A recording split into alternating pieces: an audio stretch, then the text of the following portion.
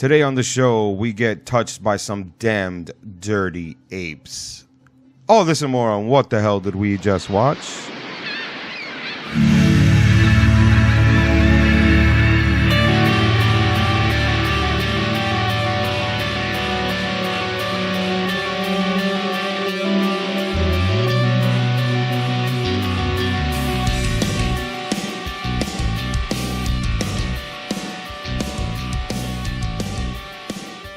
Welcome to another episode of What the Hell Did We Just Watch? I'm your host, Lumotional Lou, and this is the show, the only show that helps spread TV and movie awareness. How's everyone doing this week? I hope everyone had a great week. I hope everyone is enjoying their summer. I hope everybody is enjoying the summer of movies because I am enjoying it. I'm loving every minute of it. I have not seen, it's like what I told a friend of mine, I have not seen this many movies in a theater in 1 year since 1999.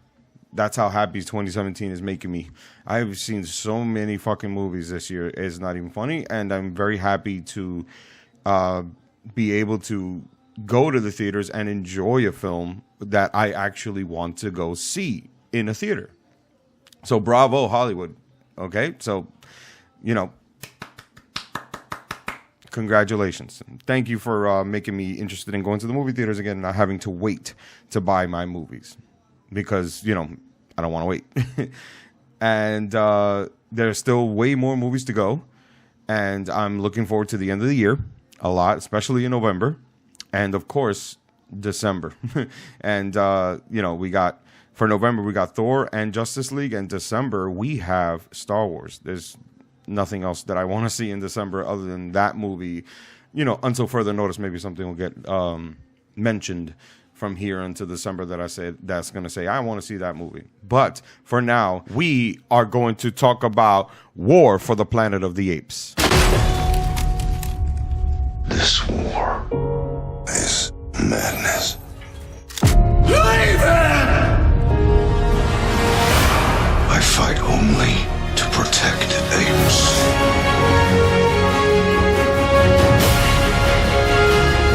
Why didn't I see? There will never be peace. This is my fight. I may not make it back.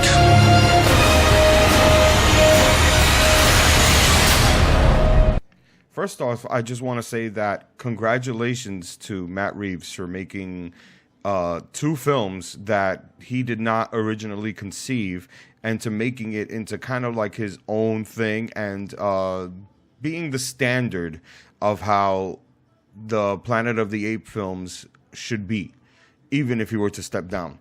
You know, in terms of future endeavors, in terms of where the film series is going to go after he leaves, whenever that is. Now, one of the things that I really, really, really, really want to say about this film is bravo.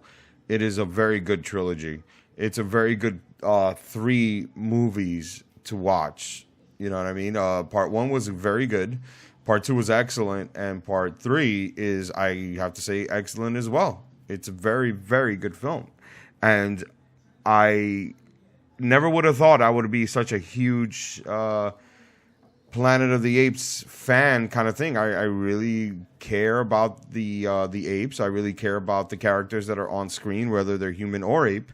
I really like the way that the films reinvented themselves into terms of like how they were able to fit themselves into a modern day society of people that are not ape fans or probably never knew about Planet of the Apes can be fans now. They can follow these films and enjoy themselves and watch like how these characters grow, you know, in life or death and things like that. And they knocked it out of the park. Matt Reeves did a great job and the writers did a great job. And I'm very happy that there are no major disappointments in this series.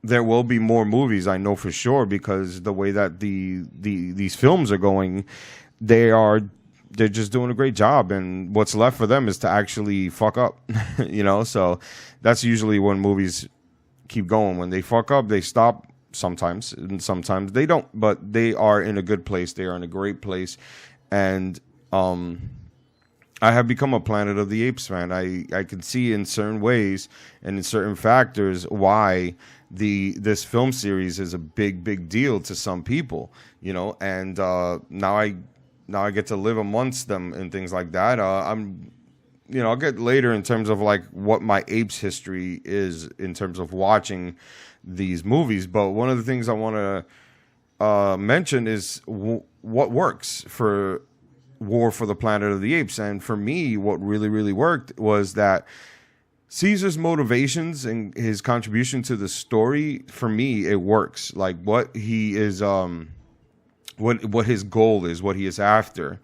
Though very selfish, but that's the perfect part about it. They're apes, but they never said that they were going to be a different kind of species that humans were. I mean, these apes are becoming smarter, and yet they're becoming like the same thing that we are. You know, they selfish acts and redemption and being haunted by ghosts and things like that for your past choices and all this and that. And the film went into a place where for Caesar that I didn't see coming at all. And him having dreams and nightmares about his past kind of like catching up with him, and the repercussions of his past and his past choices that he'd done in the film, and it haunts him.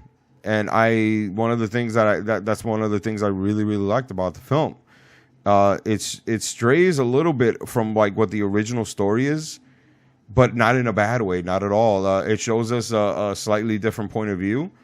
It has I think in a way, Caesar's story takes a back seat, you know, and though his story is important about what he wants to do, there's this kind of like bigger picture that's even bigger than Caesar or the apes in general that takes place, you know, that goes into play. And I think that seeing it from that perspective, it's kind of gracefully kind of like steering us in a different direction where the Apes films might be going in the future.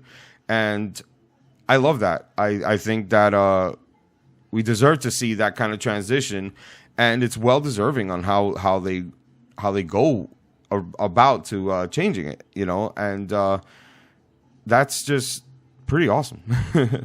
What didn't work for me was that there's a certain conflict in the film.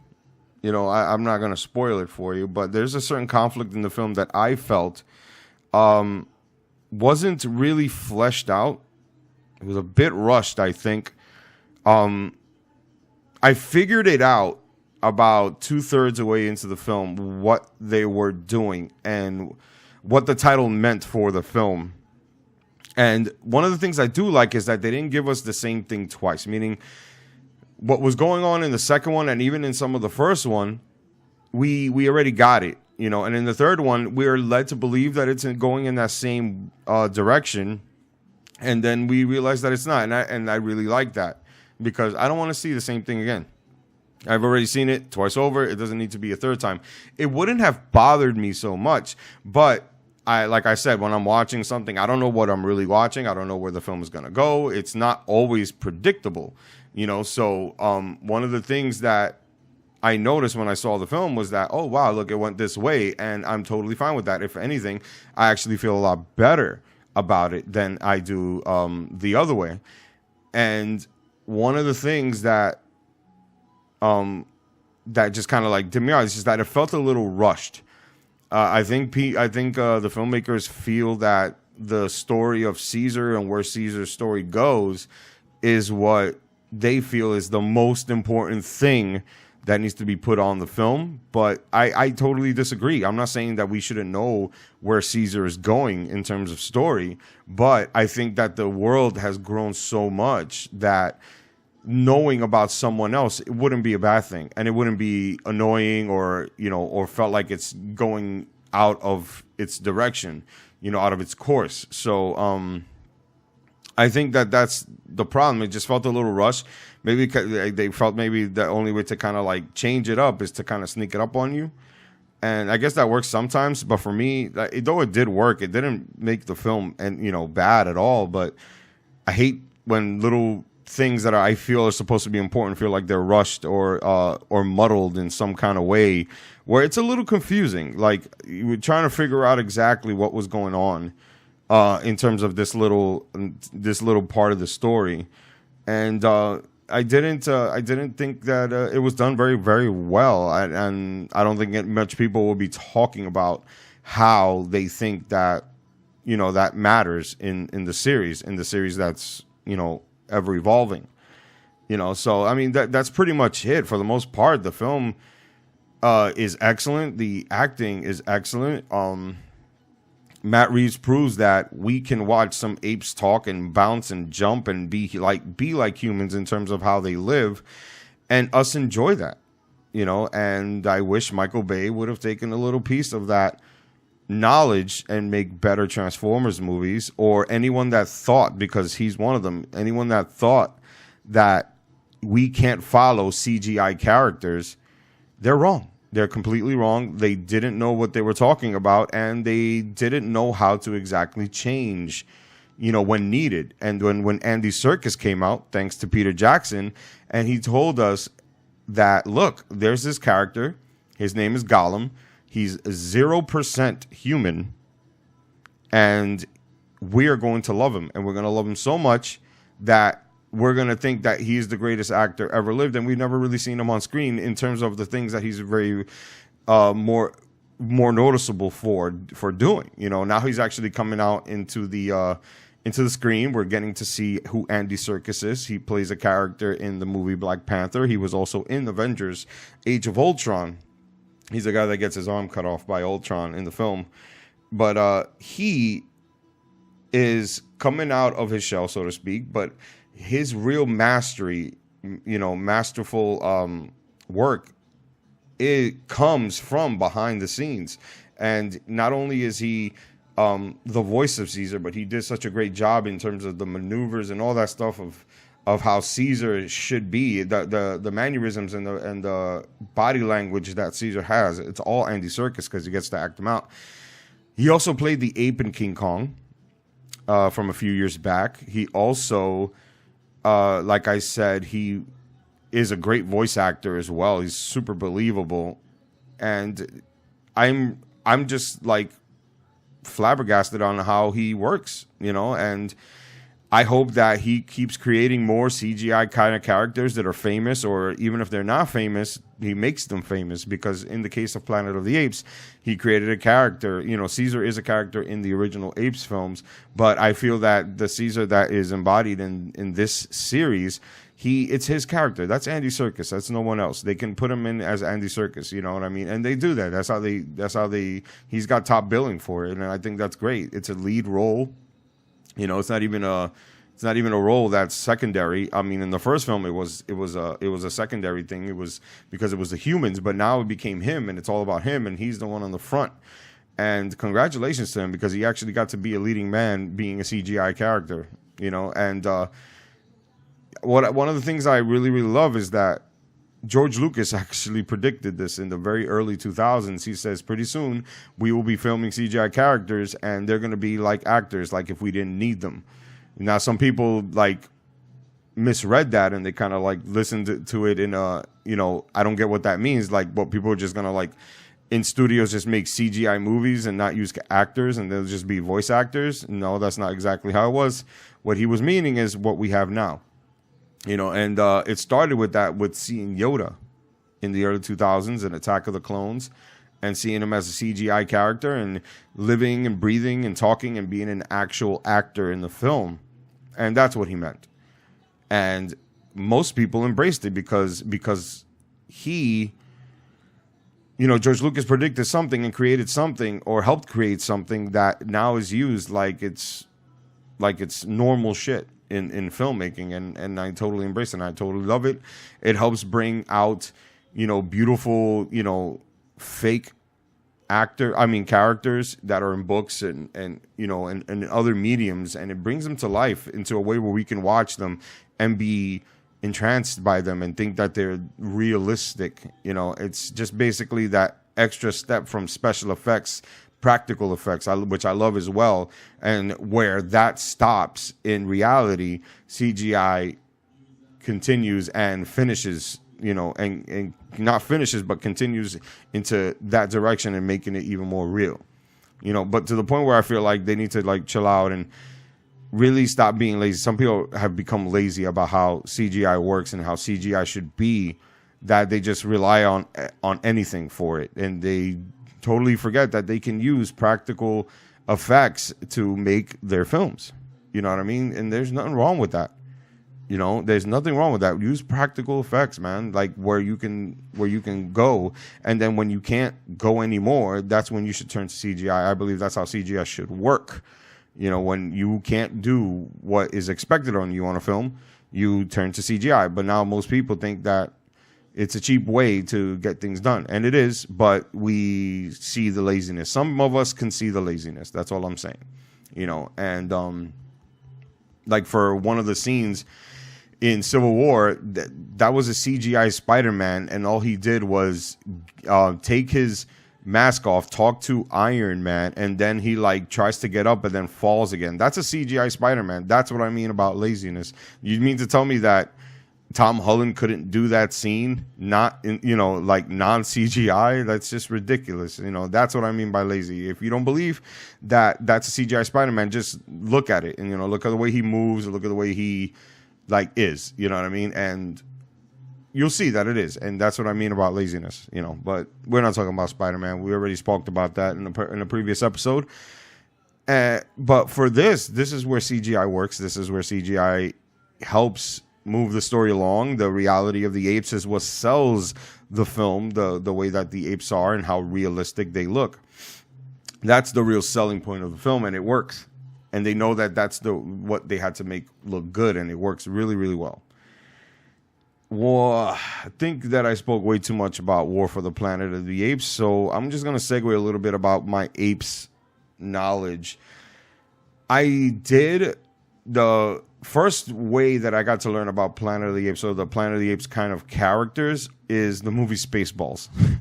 Believe it or not, it's at the end of the film. They do that little, that little part where, they got like the thing that's like on the Statue of Liberty, the horses, and all that stuff.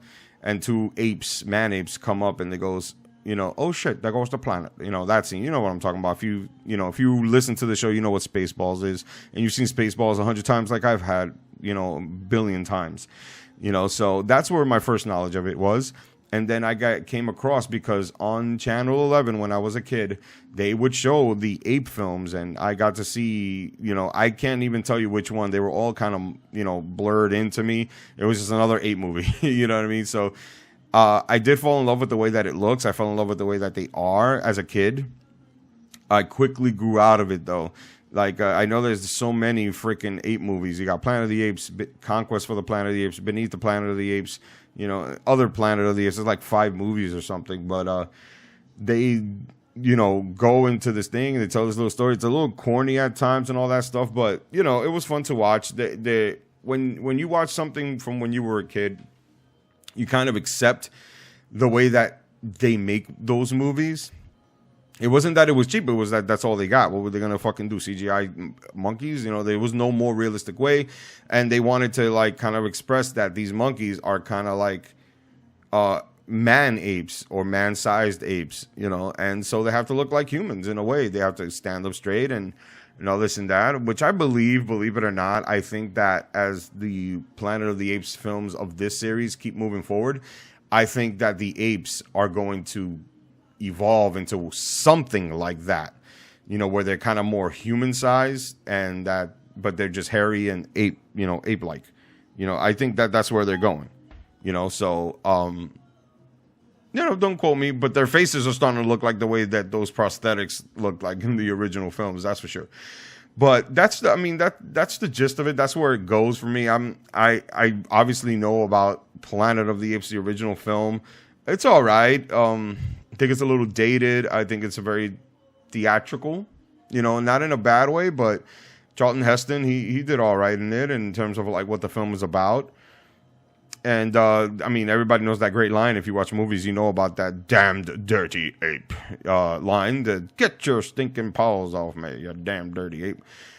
And you know about that other part where a human kisses an ape and the ape goes, oh, you're so filthy or something like that, you know. That remember that. And then you had the, you know, I went to see in the theaters, which I thought might have been the kind of comeback for the Planet of the Apes movies in the early 2000s. It was Planet of the Apes, which was the remake that Tim Burton made. That is, you know, from what he says, is more based on the books. Excuse me.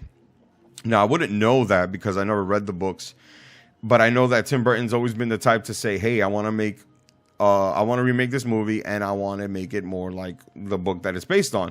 And he also did that with Charlie and the Chocolate Factory, you know, which is Willy Wonka and the Chocolate Factory, which is what he remade from when, I don't know if you guys ever seen it. I'm sure you have. Like I said, if you're on this show, you've seen Willy Wonka and the Chocolate Factory. You've seen Charlie and the Chocolate Factory. You've seen Tim Burton's Planet of the Apes and as many Planet of the Apes before that as possible, you know, and including obviously this Planet of the Apes. Now, when I saw that film, I fell in love with the way that the film was, like how it looked, and I think he did a lot of great achievements in terms of makeup. It was still practical effects, you know, in that film. Very little CGI, but the stuff that he used was gorgeous and amazing. And but it fell flat. It fell flat. Maybe people weren't ready for Mark Wahlberg. Maybe people didn't like the way that maybe people were just anal because they thought that the original one was just so amazing, even though it wasn't really based on the books too much, that they didn't feel that they were ready to see a remake of that film. And I mean, God knows the film does fall flat on certain parts and all that stuff, but for the most part, I like what I see. It's fine. There isn't anything amazing in that film. I know that, but I didn't treat it as harshly as most people did. There's so many things in there that I think are brilliant, you know, and but I think that the series that came out now did a much better job and is continuing to do so. Why? Because they're seeing something. One of the things that's different about these Planet films versus anyone's before it is that it's told, this series here is told from the Apes perspective almost the entire time. And in the other films, we were told from the humans' perspective almost the entire time. And that right there is pretty cool, you know, and that's where the film needed some change. And that's where the film went into a different direction, and it worked out for them. And it worked out for